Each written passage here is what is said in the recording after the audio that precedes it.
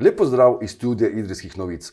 V današnjem športnem pogovoru bomo govorili o šahu. Naš gost je namreč zaslužni šahovski mojster Silvij Kovač. Lepo pozdravljeni. Dober dan vam in vašim poslušalcem in gledalcem. Šah ima v Idriji dolgo tradicijo in tudi uspešne igralce. Nenazadnje je bil idrijski rojak Vasja Pirc, drugi, ki je prejel drugi Slovenec z nazivom velemojstra. Kje sami vidite to zanimanje Idrijčanov za šah? Ja, v Idriji smo prav konec lanskega leta beležili 75-letnico organiziranega šahovskega življenja v Idriji. Prvi začetki so gotovo po osvoboditvi leta 1947, ko so napredni študentje in tudi rudarska generacija šahistov nekako vzpostavila klub, ki je bil prvo imenovan kot Partizan Rudar. In potem naslednji klub je bil samo Rudar, no in zadnjih 20 let je pokroviteljstvo idrijskega kolektorja prevzelo to donacijo ali patronat nad šahovskim klubom. No, najprej so šah v Idriji po naših zapiskih igrali predvsem študentje, rudniški veljaki, to so bili razni inženirji, tehniki, potem je bilo tudi precej vojaštva je bilo v Idriji, no pa tudi zdravniki in vsi izobraženci. Mladi še takrat nismo imeli prostor v teh sredinah.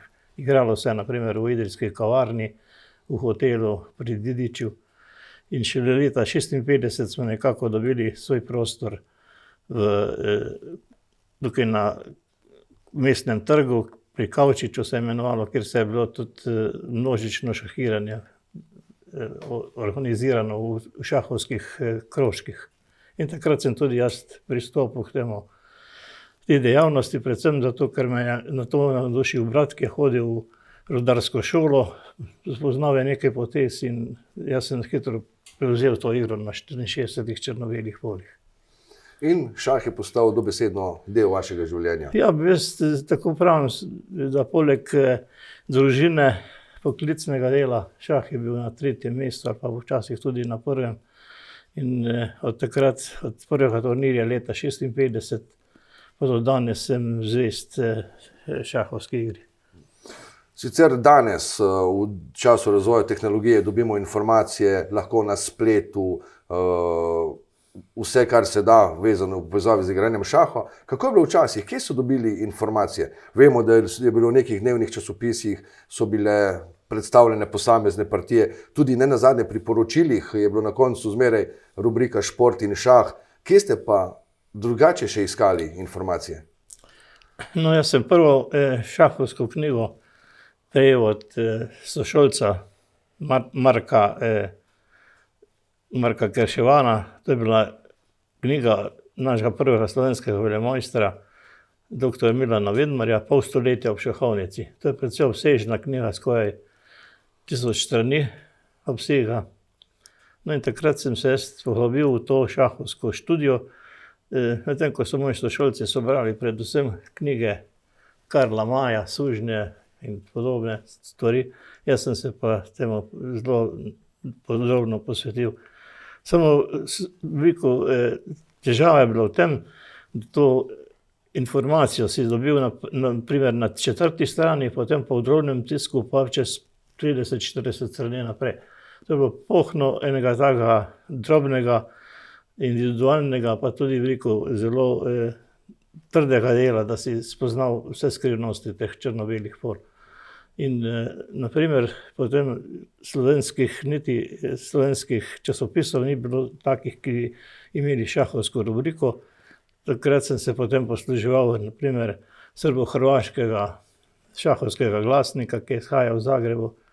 V kasnejših dobi, ko sem že kar perspektivni mladinec, pa sem segal tudi po sovjetski literaturi, šahmati v SSR-u. To so bili zelo drobna knjižica, preko mladinske knjige si je lahko nabavil, kjer je bilo pa zelo veliko šahovske teorije in tam sem pridobil veliko šahovskega znanja, ki sem ga uporabljal predvsem na mladinskih republiških prvenstvih. Ampak tako zajetno gradivo je treba najbrž zelo zbrano prebrati in potem to zbranost prenesti tudi v samo igro. Prav zagotovo. Takrat so bili poleg tekmovanja, jaz sem hodil v nižjo gimnazijo, tekmovanja medrazredna, pa tudi med posamezniki. Bili so regijska tekmovanja, tako takrat je bil Krajina in Tolmin, Nova Gorica. Vse te so bili turnirji. Mlade nadebudne pa so tudi starejši puščali na taka tekmovanja, kot so bila članska prvenstva, ali so bila to Krajina, ali so bila društvena, in tam si pridobival to šahovske izkušnje, šahovsko znanje. In vem, da sem proti mojemu, na primer, prvemu mentorju, ki je bil Anton Troha, zelo dolgo se pripravljal na partijo z njim, ker sem vedel, kako je bil tak agresiven igralec, rad je žrtvoval kmete, figure. Jaz sem pa posegel po takem šahu, ki je bil bolj pozicijski, bolj stabilen, bolj siguren. Tako da to je bilo zelo, moja partija iz leta 58 proti Antonu Trohu imam še danes napisano. Dolga je bila skoraj več kot 4 ure trajala, pa imela okoli 80 potez, vendar sem kot Črni prav pri Pirčevi otvoritvi dosegel tako pomembno zmago, ki mi je potem nekako dala nekje eno tako zadovoljstvo, da sem za več ur študija dobil dragoceno točko. Omenili ste različne načine igranja. Nam, nepoznavalcem šaha, je to mogoče malce težje razumljivo. Kaj pomeni agresivno igranje ali pa pozicijsko igranje, katere ste že omenili? Pri nas, jaz sem tudi več kot 30 let se ukvarjal z mladimi v krožku na osnovnih šolah, pa na nižjih gimnazijih, v dijaških domovih. Vsakega učiš igranja, naprimer, kot ste vi potegnili prvo potezo F3, nikakor ne bi priporočal kot učitelj nekomu začetniku. Priporočal bi naprimer potezo E4, E2, E4, se pravi otvoritev izpred kralja, ki daje možnost belemu, da v igro spravi damo, obenem pa tudi lovca na to poševnico, obenem pa ta kmet, ki je v centru zaseda ključna 4 polja tukaj in je to otvoritev. Zato je pomembno, da že mlademu šahistu privzgojiš nekako otvoritven repertoar, kot temu rečemo, kako naj se odpira, kako naj igra. Se pravi, vaša poteza F3 pa praktično odvzema skakaču razvojno polje, kralju ima tukaj slabo namestitev na tem polju, kralj se mora spraviti naprimer v rokado in tako naprej.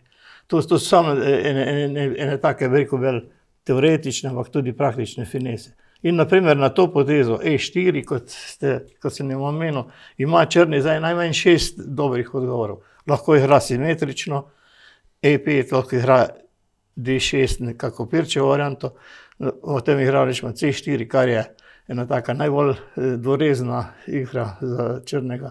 Lahko igra C6, je tu igra Karo-Kan. Imamo pa tudi potezo s skakačem F6, to je pa po enem svetovnem prvaku Alehinova obramba. To je zelo pester repertoar, samo šahist v tem repertoarju se pravi se mora kot beli ali pa kot črni odločiti za en sistem. Ne more biti nekdo tako načetan ali tako naučen, da bi znal prav vse te avtoritve. Poznamo začetne poteze, ampak potem treba je znati vsaj 5-10 potez naprej. Se pravi, predvidevanje 5-10 potez svojih ali tudi nasprotnikovih? Prav tako je treba nasprotnikov predvideti, kaj bo. Naprimer, ta velemojsterka pa Blanka je včasih izjavil, ta je bil svetovni prvak, Kubanec, je rekel, jaz vidim samo eno potezo naprej, ampak samo tista poteza je najboljša. To je spet svoj stil igranja. Sedaj, ko igra človek proti človeku, mogoče tudi preko stika, ne da zadnje pogled v oči, lahko nekaj predvidite. Kako pa je z igranjem proti računalnikom? Vemo, da je vedno več računalniških iger s posvečenim šahu. Kako je igrati proti stroju? Tudi sam sem se v teh časih COVID-a včasih zatekal na računalnik, da bi malo preizkusil svoje znanje z nepoznanimi šahisti, ki se skrivajo pod svojimi psevdonimi in raznimi drugimi šiframi. Vendar ugotavljam, da kljub moji dolgoletni šahovski karieri je le lepši stik, da vidiš nasprotnika. Da imaš malo tega šahovskega bontona, da se pred partijo rokuješ, pozdraviš, da lepo igraš, naprimer, elegantno odigraš poteze, da se po končani igri ali zmagaš, izgubiš ali remiziraš, pozdraviš in mogoče spregovoriš nekaj besed, nekaj analize o partiji. Mislim, ta stik je res popoln za šahista in tega mi negujemo in pričakujemo, da se to nadaljuje in da je šah preko računalnikov samo ena od faz tega hitrega kibernetskega razvoja. Verjamem, da v tej smeri učite tudi mlade šahiste. Zanima me predvsem, koliko je sploh interesa med mladimi za igranje šaha? No, lahko da bi rekel, da to včasih tudi odvisno od posamezne sredine, kakor je šola, kakor so učitelji ali vodstvo šole pripravljeni, da se ta dejavnost, krožek organizira. Smo v našem klubu pripravljeni tudi z mentorstvom prispevati, da se mladi vzgajajo. Precej časa smo se lahko pohvalili z lepimi in pa uspešnimi generacijami mladih šahistov, tako tukaj na osnovni šoli, kakor tudi potem na gimnaziji. Bilo je prav zanimivo v 80-ih letih, ko naprimer jaz pa gospod Troha sva igrala, poučila na osnovni šoli, ko so mladi prihajali v gimnazijo, je bil tam profesor Cuderman, ki je imel mojsterski naslov in je on naprej vzgajal te šahiste. Takrat smo imeli eno zelo, zelo dobro generacijo šahistov, bili med prvimi v Sloveniji in izmed tistih, takrat sta bila naprimer dva dobra šahista, Samo Bevk pa potem je bil Marjan Šemrl, ki sta igrala tudi za druge klube po Sloveniji, potem, ker sta videla, da v Idriji nimata več konkurence. In smo bili ponosni, da sta igrala naprimer za prvoligaša Domžale in se tam srečevala z najboljšimi jugoslovanskimi šahisti. Marjan Šemrl pa naprimer je potem nadaljeval kariero v Kamniku in potem leta 2011 postal tudi svetovni prvak v dopisnem šahu. To je spet ena zvrst šaha, ki je taka, da naprimer eno partijo igrate celo leto, razmišljate na 3 dni za potezo in potem pošljete nasprotniku svoj odgovor, svoje nadaljevanje. Tukaj pa je velika pomoč, se pravi, šahovske literature, šahovskih programov na računalnikih in vse to komponiraš v to partijo, čeprav da si potem najboljši dopisni igralec. No in Marjan Šemrl je bil 24. svetovni šahovski prvak in mislim, jaz sem bil zelo ponosen, da sem bil njegov prvi mentor, da je uspel tak veliko Arhimed, eno našo šahisto. Danes vidite mogoče kakšnega takega perspektivnega šahista v Idriji oziroma bližnji okolici? Jaz se ukvarjam z 4 takimi mlajšimi ob sredah, se dobimo tukaj v šahovskem kotličku pri Golitu. Tam skoraj 2 ure malo šahiramo, zmeraj nam poleg veliko igranja nam posvečam tudi, da imamo kaj domačo nalogo, da dam neke primere na diagramih, da malo doma rešujejo, malo bistrijo možgane. In naprimer s enim varovancem, to je bil, mislim, da 10-letni Aleksej Rus, je od začetnika na zadnjem turnirju, sedaj meseca marca, res da je to turnir bil v pospešenem, hitrem šahu, je bil med 12 udeleženci na 3. mestu. Se pravi, da je veliko napredoval že s tem, da se nekako vključuje v te šahovske delavnice in tudi doma manj študira. Čeprav mislim, da študij šaha, mislim, je posebno težaško delo. Jaz stojim, da bi včasih, ko sem se rajši, da bi poklicno pot nadaljeval, da sem se mogoče šahu preveč posvetil in zapravil veliko časa. Sam mi ni žal za te, rekel. Dejansko, ko ste omenili, ogromno časa ste namenili šahu, kar je pa prepoznala tudi Šahovska zveza Slovenije. Namreč leta 2020 so vam podelili naziv zaslužnega šahovskega mojstra. Zagotovo lepo priznanje, prejeli ste ga šele kot drugi Slovenec. Ja, to sem ravno pred kratkim prebiral eno novo slovensko knjigo o šahu. Predvsem je posvečena velemojstru Albinu Planincu, ki je žal že pred, mislim, da 8 leti je umrl. Bil je moja generacija in igrala sva tudi na mladinskem prvenstvu leta 1961 v Ljubljani. Takrat sem bil še kot mladinec dokaj perspektiven, saj sem prišel med prve 4 v Sloveniji. In takrat sem Albina Planinca, tudi imam partijo z njim, premagal. Potem čez 3 leta, ko sem igral na državnem prvenstvu za člane, pa me je Planinc že premagal in on je postal potem en tak svetovni fenomen. Sem žal, je bil malo posebneža in njegova kariera se prehitro zaključila po velikih uspehih. Ste tudi predsednik šahovskega kluba Kolektor Idrija. Koliko članov imate? Ja, mislim, mi imamo okoli 40 registriranih članov pri Šahovski zvezi Slovenije. Od tega jih je mogoče dobra polovica aktivnih, ostali so člani nekako le bolj na papirju, ali bolj poredko pridejo na razna tekmovanja. Tukaj je kolektor izhajal iz tega kolektiva, ker sem bil tudi 40 let zvest kolektorju.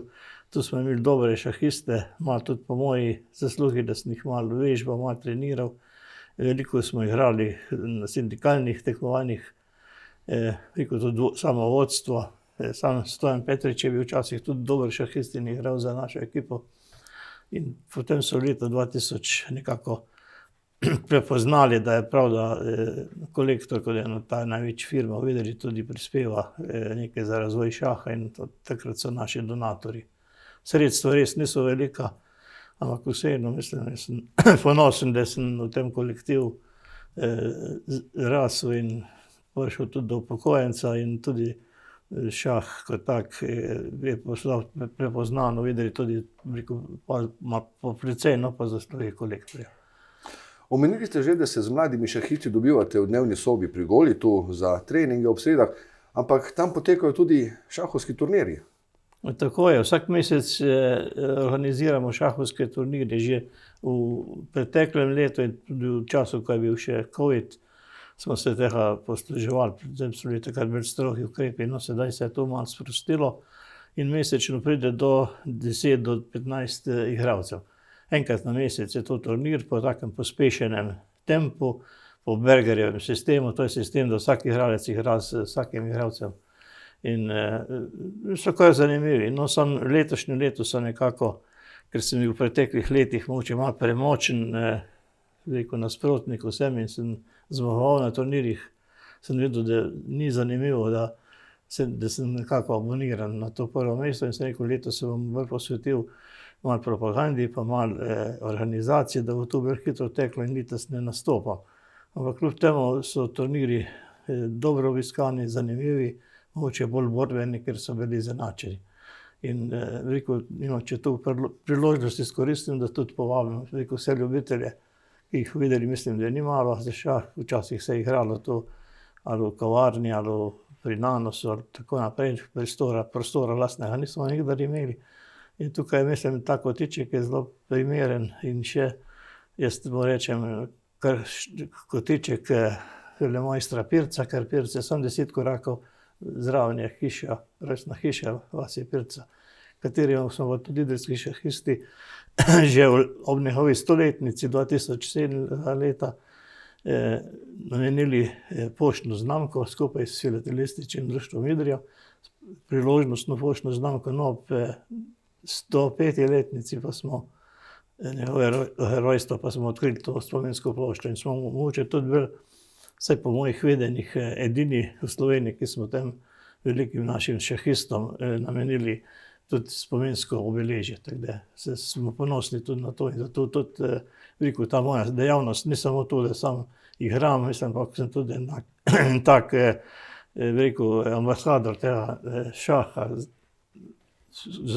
Za podkrepitev tega ne povem, da sem bil 15 let tudi član šahovske ekipe Slovenske športne zveze na Koroškem, zato ker smo se spoznali na turnirjih Alpe Adria in smo tam igrali, potem tudi dr. Cuderman je igral, pa Boris Mitrović in še drugi šahisti za to ekipo in smo jih iz ene take vaške lige pripeljali v prvo ligo na Koroškem. Tako da imam tudi tam nekako zasluhe za to, da se je šah tudi na Koroškem pri naših sosedih, tu so slovensko govoreče.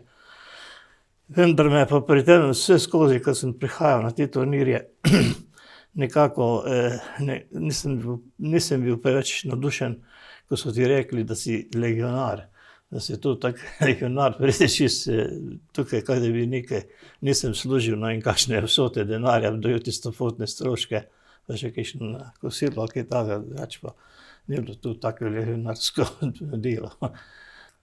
Govorili ste o legionarjih, ampak turnirji v Idriji zagotovo niso legionarski.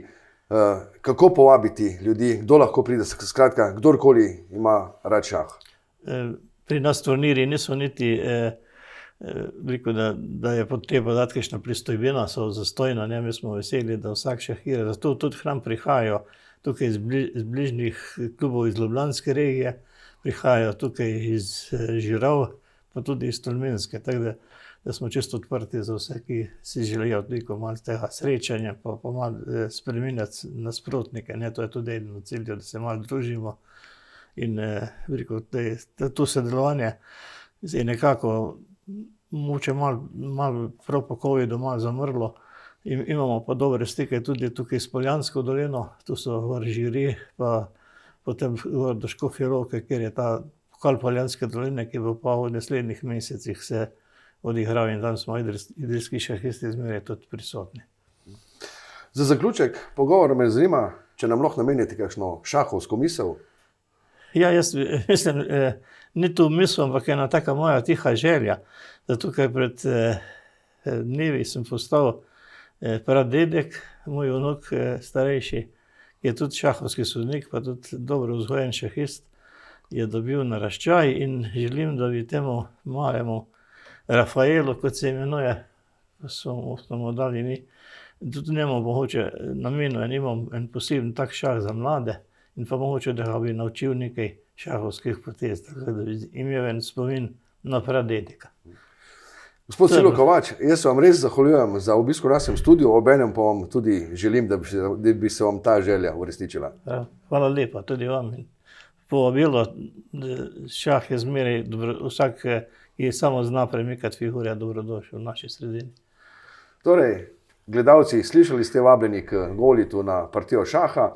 Danes bi se vam pa zahvalil za ogled tega prispevka in povabljeni tudi k ogledu ostalih oddaj Studia Idrijskih novic.